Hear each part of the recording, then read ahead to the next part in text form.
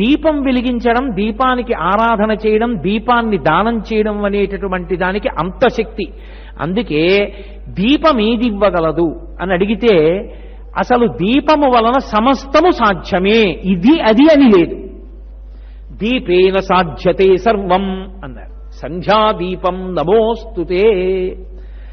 సంధ్య అంటే రెండిటి సంధికి సంధ్య అని పేరు.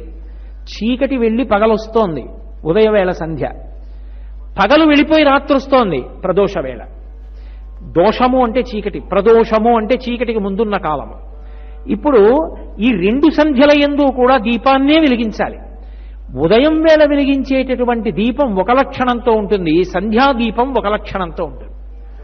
ఉదయం వేళ వెలిగించేటటువంటి దీపం పూజలో కృతజ్ఞతావిష్కారం అవుతుంది.